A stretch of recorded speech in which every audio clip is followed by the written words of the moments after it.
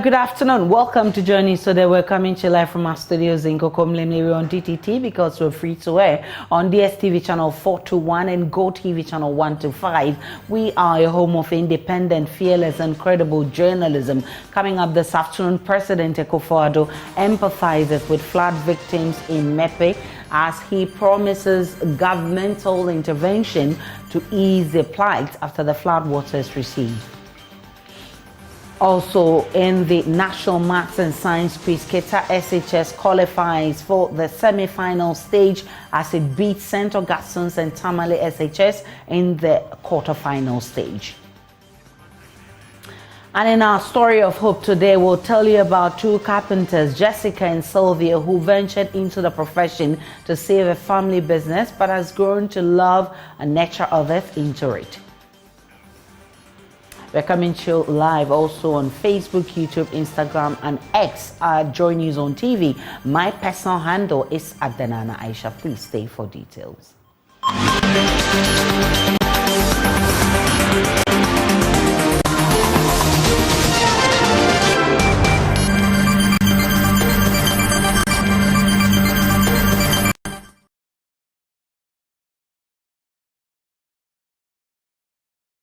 President Akufo-Addo has visited the 9 affected districts, including Mepe in the North Tongue district of the Volta region. While addressing local chiefs and flood victims, he pledged collaborative efforts between his office, the Ministry of Finance and the Ministry of Agriculture to devise solutions for easing the plight of the flood victims.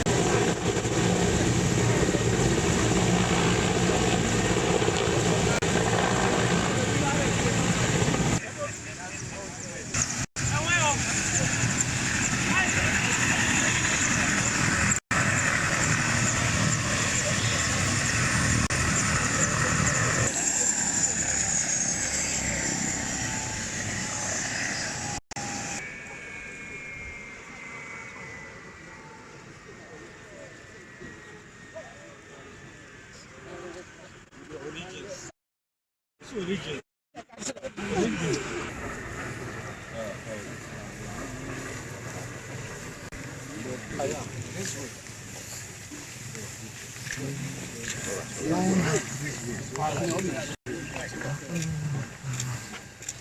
Let's follow the direction so that we don't. Man like you, safe. Man like every.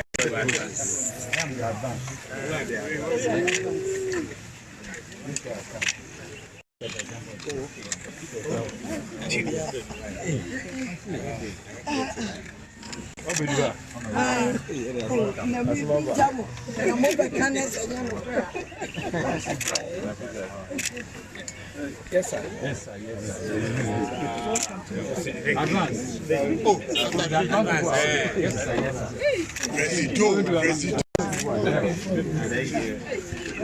Show boy. The minister.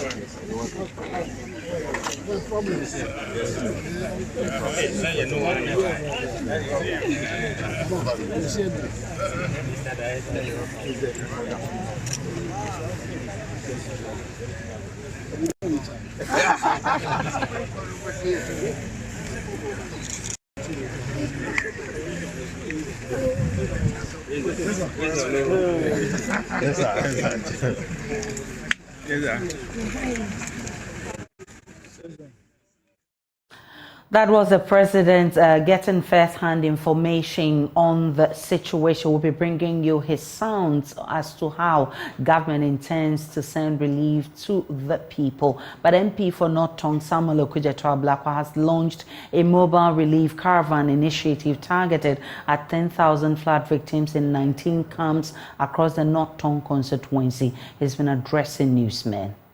Relief caravan.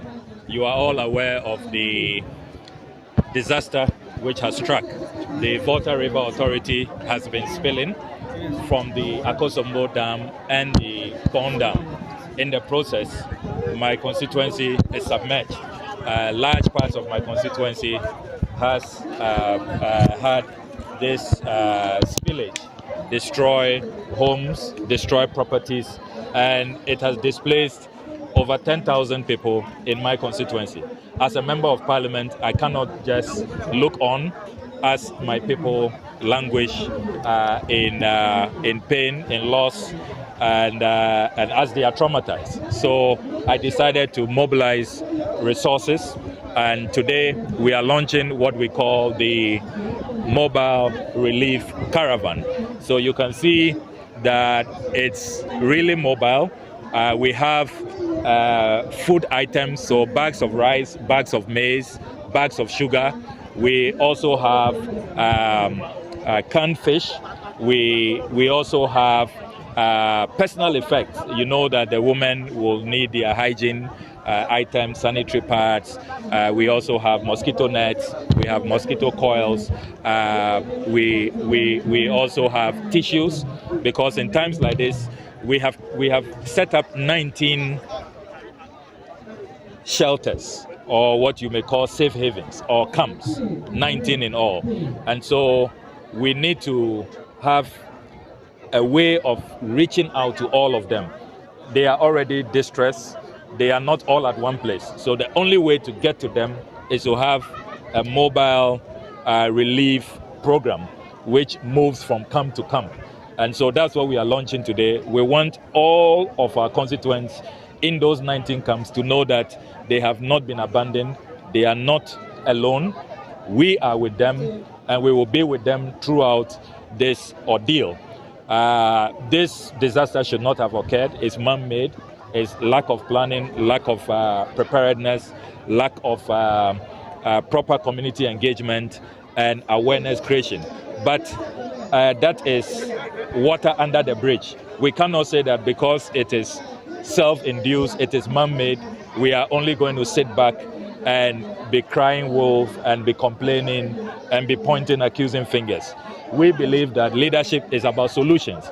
It's about ameliorating the pain of the people. And if we have the means and we can mobilize resources, why not?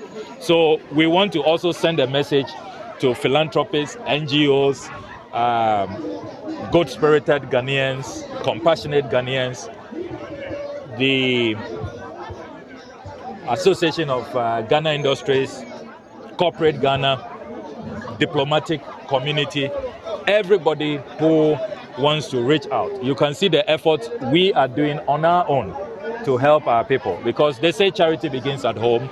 You have to show that as local leaders, you also care and you consider the crisis, a crisis that demands attention and demands compassion and the solidarity of everybody. And so we are showing that today, and we want to use this opportunity to appeal to Ghanaians, to appeal to corporate Ghana, to appeal to NGOs, to appeal to the diplomatic community that we have this mobile relief caravan, and your donation will reach its destination. We have a system now with a very efficient distribution plan that will get to all the 19 camps that we have established. So you can be rest assured that when you make a donation in the affected constituencies, it is not going to be stuck in somebody's home or somebody's office or somebody's warehouse. So that is the message we are sending today, that we care for our people, we are with our people, we are going to find solutions, we are not going to leave them alone, we will not abandon them, they will not be forsaken, but also we have a distribution network. And so we urge the good people of Ghana, corporate Ghana, to reach out to us and make their donation. Once they make their donation, this caravan is available to send the items to all of We can now listen to the President, Akufo-Addo, who visited the 9 affected districts, including Mepe in the North Tongue district of the Volta region, and also addressed local chiefs and flood victims, pledging collaborative efforts between his office, Ministry of Finance, and the Ministry of Agric to devise solutions for easing the plight of the flood victims. What NADMO is doing, we have also to think about the future. Perenui NADMO viari lewola ije ile tamebule echo egome nyaba bo do na ola ogblen. I'm aware that you are farming people. Ebe nyabe agredela minyo. The people who are farming on the banks of the rivers. Amole agredele etoto. River banks that have overflown and destroyed many of the farms. So one of the things that the Ministry of Agriculture, the Ministry of Finance, and the Office of the President is going to be working with the District Assembly is to decide exactly the nature of the support. The water has gone away to enable you to do the farm. I have Minister of Finance, Minister of Agri, President of Office, Wajadudo Gome, Benjamin Chie, Jola, Nukamia Wako, Pere Agredelau, Pere Akpailau. That's why I'm saying that the committee is working in several phases. One, immediate. Committee in several phase veton. Egbanto nyebe nukemia eke be America bagbe machimo. And then tomorrow. Albe echo. But I want you to know that in its powers to assist, to make sure that things are all right. Medwe mana bianyebe jirudula awonu sia nu lepe nseme be miabe jimedijo katala miagwana. Meanwhile, the National Disaster Management Organization, NADMO, has introduced a systematic approach to distribute relief items fairly, guaranteeing assistance reaches all affected individuals. My colleague Carlos Calone visited one of the centers and reports on how the relief items are being distributed at the St. Kizito Senior High School. While the Volta River Authority continues to battle the flood situation and continues to spill more water, the National Disaster Management Organization is equally doing its bit and sharing relief items to affected victims. As you can see here in your picture, there are a number of items in here. We have tea roll, and then we have some cooking oil. There's also buckets and all this. We don't understand what procedure the NADMO is using to actually share these items, and so I have with me the district director of NADMO to give our details as to what formula they are using to share the items. So we see these items in the bucket. Can you tell us how you went about arranging this, who are supposed to benefit and all that? Actually, this North Tongue District NADMO, we actually take data every day. Actually, we receive the relief items from the NADMO and then the VRA.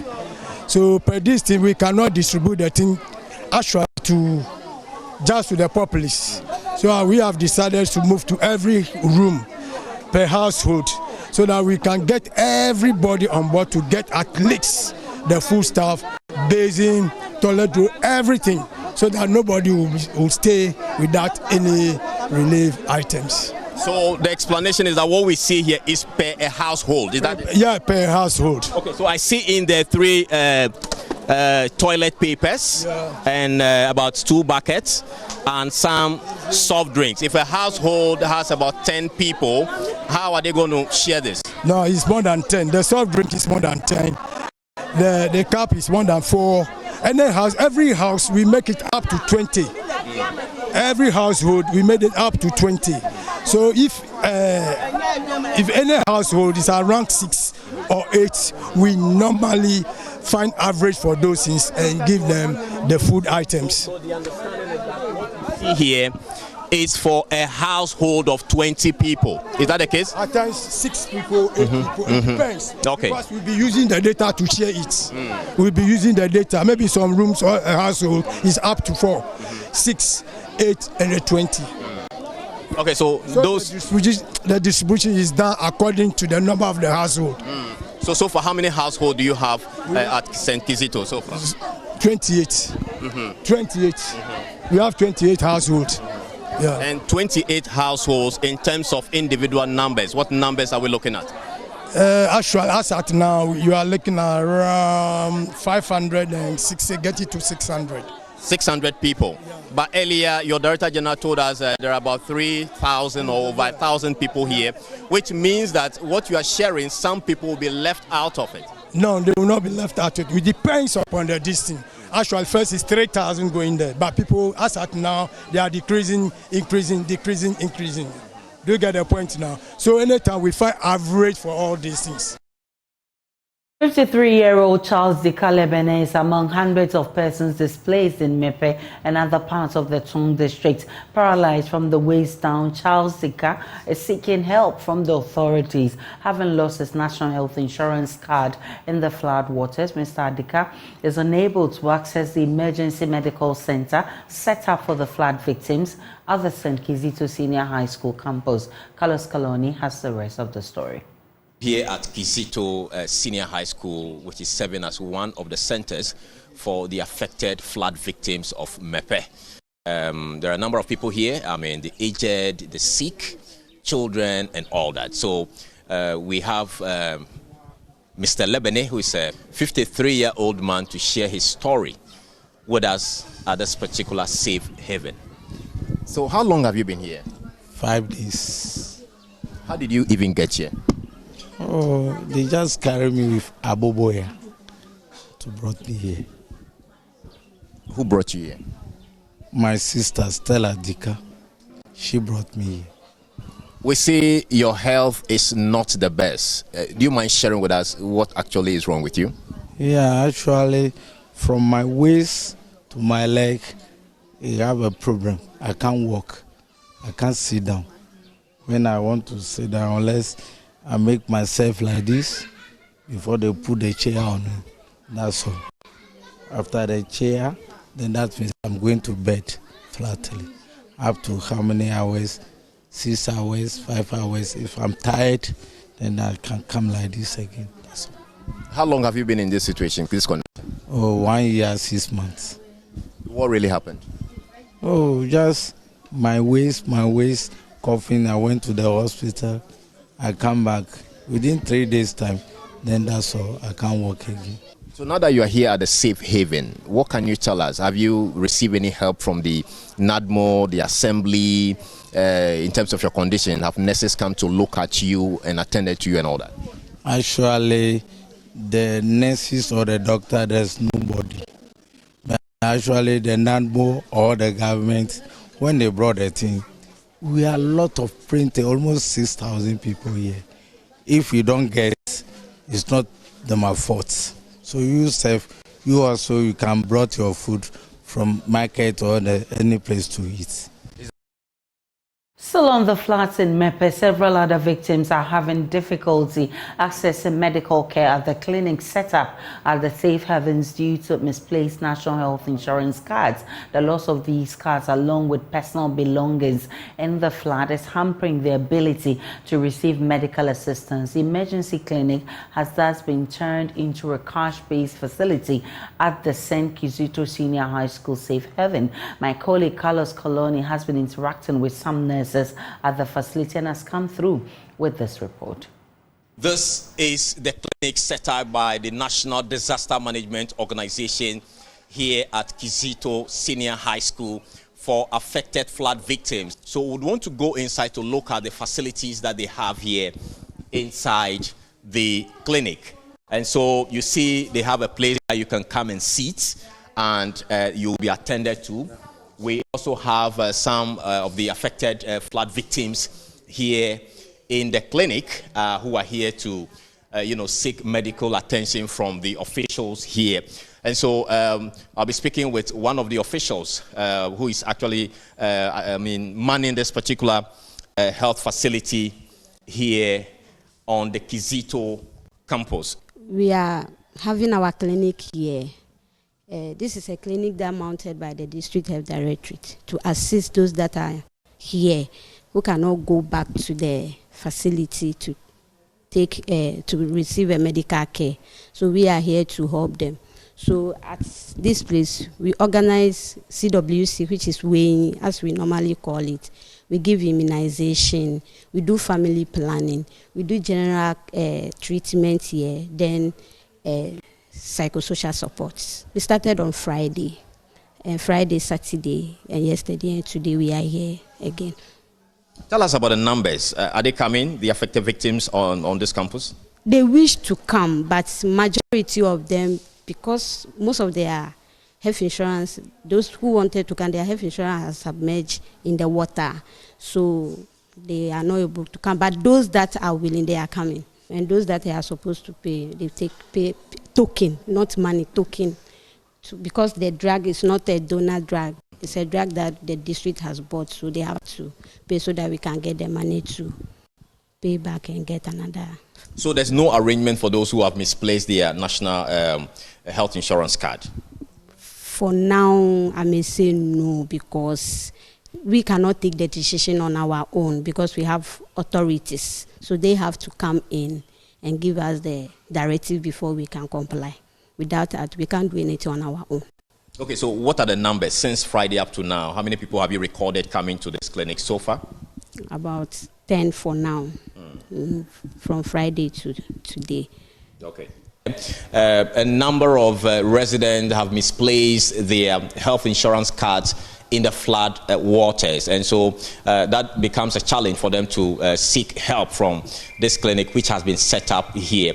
I'm told that this nurse also has that challenge, so she's going to share her experience with us. So how devastating was the flood to you personally? Personally, I feel scared as around 10 o'clock. I was staying close to a big dam, and that was the major area that the water is supposed to pass. So around 9:10, then we suspect that the water is coming closer. So before we realize, then it's almost closer to my door. So I have no option than to call our district health director. So immediately he makes sure the pickup from the health directorate came and packed my things a safer place, and I moved. They make sure they get accommodation for us for now, and my colleagues are here to join me. So for now I'm with my friend at the moment, but since health is an issue, so I supposed to stay and take care of and help my sister for us to run this clinic before others to join us soon.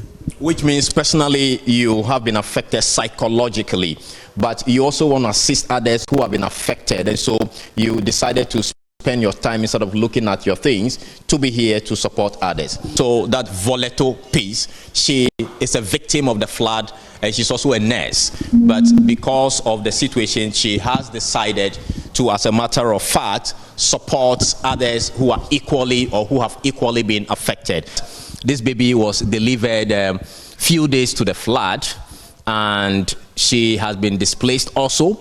And because of that, the baby has been brought to this particular clinic here, and she has been receiving treatment and medical attention from staff here at this clinic. And as you can see, there are some medications here for those who may need it as part of arrangement put together by the District Health Directorate to ensure that flood victims actually get medical attention. And so that is the situation from Kizito. Reporting from Kizito, my name is Carlos Caloni for JoyNews. Well, more than 20,000 displaced individuals are yet to be relocated. Deputy Director General of NADMO, Seji Saji, noted that approximately 6,000 have so far been evacuated to safety. The three districts, the three town districts are the highest hit. North Tongue is the hardest hit, followed by Central Tongue. Then we have South Tongue. But we have safe havens only in North Tongue and Central Tongue. As for South Tongue, all the people affected in the communities have moved to stay with their relatives and friends. We have close to 2,500, 600 at Central Tongue. We have more than 3,000 people in North Tongue. North Tongue has about 9 safe havens, and Central Tongue, they are currently having 3 safe. But in both North Tongue and Central Tongue, they also displaced people who are living with friends and families too as well in other communities. So all put together, all the 3 hardest hit districts, what are the numbers? Well, we've recorded over 9,000 for North Tongue, over 6,000 for Central Tongue, close to 4,000 for South Tongue. But in all the 8 districts, including Shai, Osudogu, Esujaman, Adan, we are getting close to 26,000 as we speak. And we are still getting more people. We do a review of the figures normally in the evening into the next day. Out of this,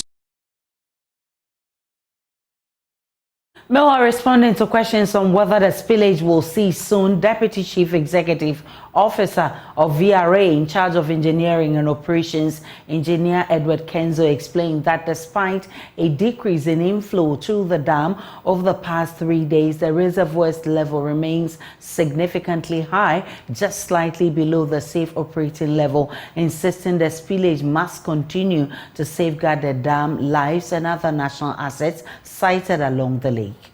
Level was 277.29 feet. That is the level that we recorded. I'm sure another data will come in around 2 o'clock to know whether it's increasing or not. So we normally collect the levels 3 times a day to make sure we are tracking the level in the dam. So it appears that for the past 3 days, we are seeing some reduction in the inflow of water. Give us figures. Yes, for the past, I'll say 4 days, we started around 380 plus thousand cubic feet. We came to 360.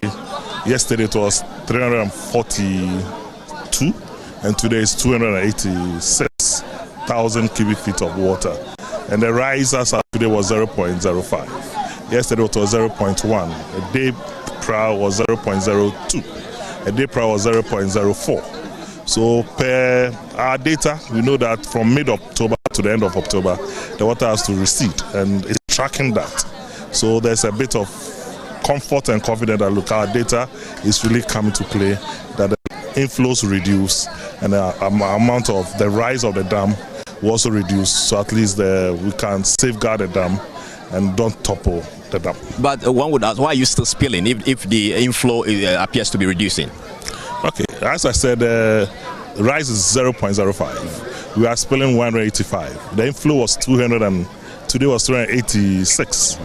So there's about 100,000 cubic feet. That gave us 0.05. If I should stop the spilling, then I'm going to go to 0.01. I have a room of only 0.21 feet to reach the maximum operating level of the dam. And I can't risk that one. So if I should close the gate within 2 days, I'll achieve that level.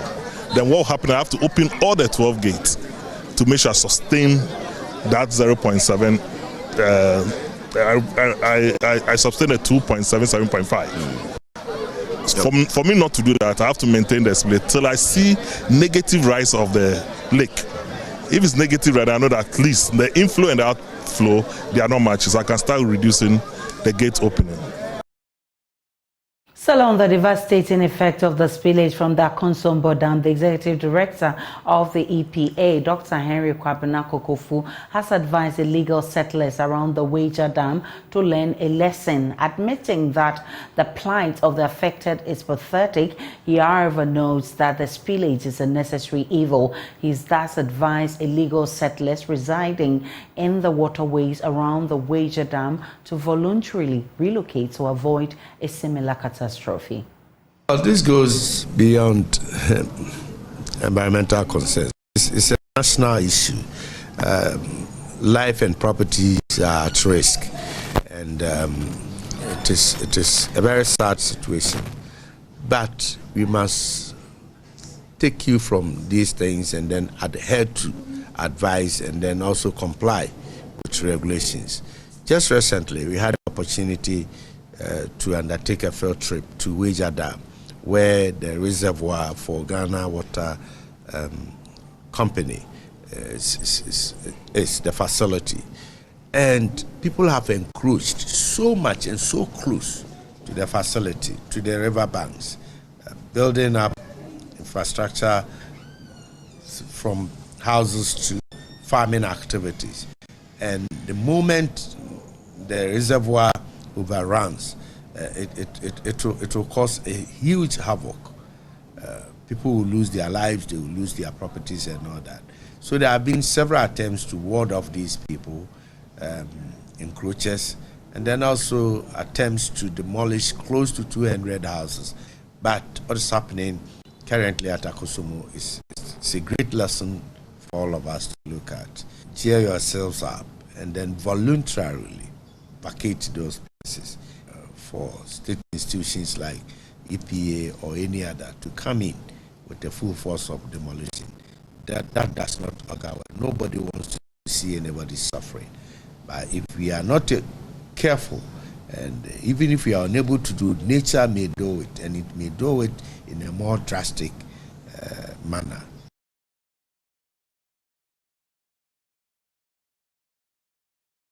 We'll take a break on Joy News today. We'll be back with more.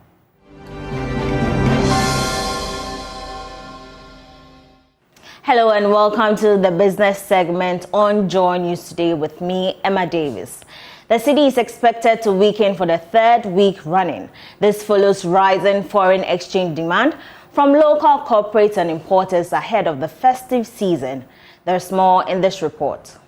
The cedi continued to depreciate following limited foreign exchange support from the Bank of Ghana. This is despite the central bank's $20 million auction to bulk oil distribution companies and $2 million spot market interventions. These, many analysts said, were insufficient to meet the persistent foreign exchange demand. Nonetheless, the rate of depreciation is not alarming. The local currency lost 0.17% in value against the dollar last week, closing at 11 cedis 84 pesos. It also depreciated by 0.86% against the pound and 0.60% against the euro on the retail market. On the interbank market, the cedi, however, posted a mixed performance.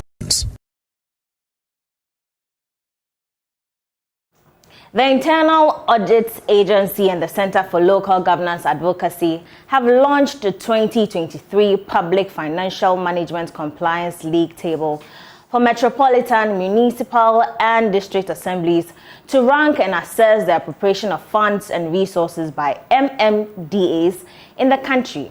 Out of 261 MMDAs in the country, only 11 passed the 50% mark. Director General of the Internal Audit Agency, Dr. Eric Ojo-Osai, described the performance as worrying and called for immediate investigation. The Auditor General in its 2022 report indicated a 48% increment in irregularity at the local government level. In an interview with Joy Business, the Director General of Internal Audit Agency, Dr. Eric Ojo-Osai, said the situation is very worrying and needs urgent attention.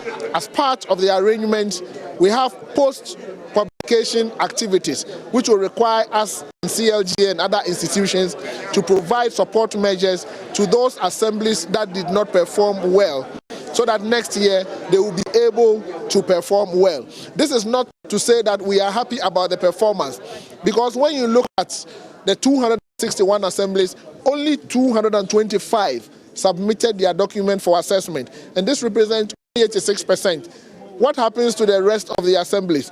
We also noted that only 11 passed the 50%, which is serious. And this is about 4% of local government. So that if only 4% of local government in Ghana have good financial management systems, then it means it should be a cause for us to worry. Dr. Odro Osai also called for the strengthening of control systems at the local government level to improve the management of public funds in order to send a positive signal to the International Monetary Fund on Ghana's quest for assistance. What we are doing now is to strengthen financial management system so that it gives the IMF the assurance that the existing control systems within the public sector, especially the MMDAs, are strong. So if the IMF supports us with funding support, they are assured that control systems are there, the PFM systems are there, so the money will go into good use. A senior development planning officer, Samuel Seth Passa, who represented the local government minister, Dan Botche, called for the sanctioning of poor-performing MMDAs to increase compliance. If you do a lot in the implementation of the NACAP and do a lot of put a lot of preventive measures in place, I think we will achieve and we will not be having a situation where people want to be incentivized before they comply to laws. The part, yes, discretionary funds, yes, everybody running hectare scatter. This legitimate office or head of local government said, now this one. Where are the sanctions? That's a mirror-like thing. The paradox of it that if you have incentives with World Bank funding, EU funding, what about the sanction regimes?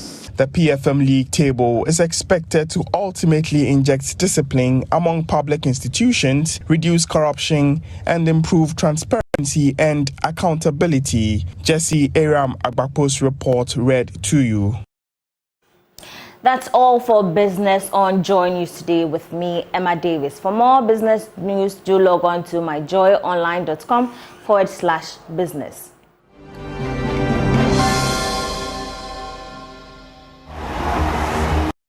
Joy News today with me, Muftau Nabila Abla.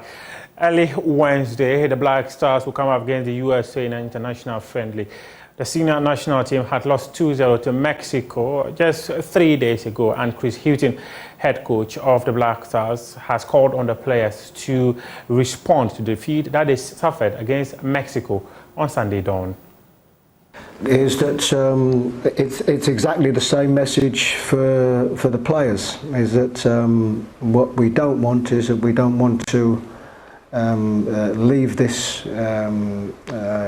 international camp with 2 poor results. And so the result of that is always that you are looking for a reaction from the team in the second game, and if you are able to get the right reaction, which I'm quite sure that we will from the team, then it gives you a better possibility of putting in a performance that can get something out of the game in the second game. So certainly it's you. What you have to do is you have to learn from the things that you didn't do so well in this game, the things that lost us the game, and endeavour to put them right in the next game.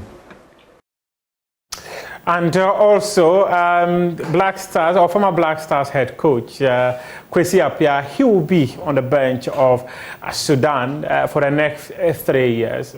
He's also been voted onto the Executive Council of the Ghana Football Association as a representative of the Premier League clubs.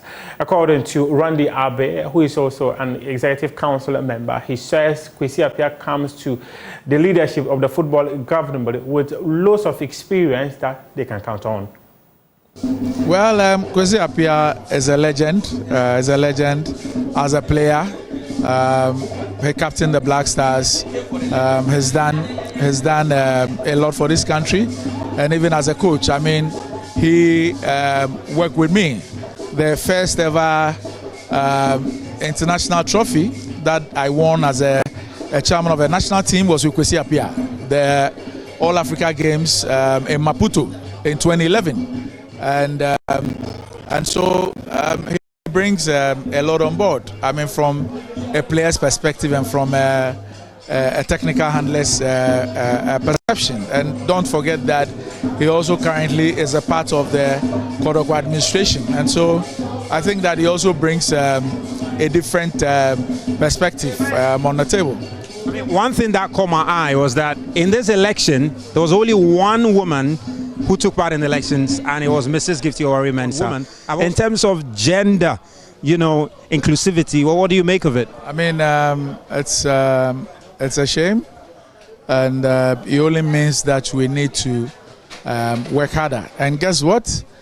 We've even been able to achieve this because through legislation, we've decided that it's only women who can vie for this position. But even when it comes to women's football, you see that about 99% of the owners of the clubs are male. And a lot of people who even work in that part of the industry are male. And so if we had even opened it up, I'm sure that maybe a woman could not even have come through.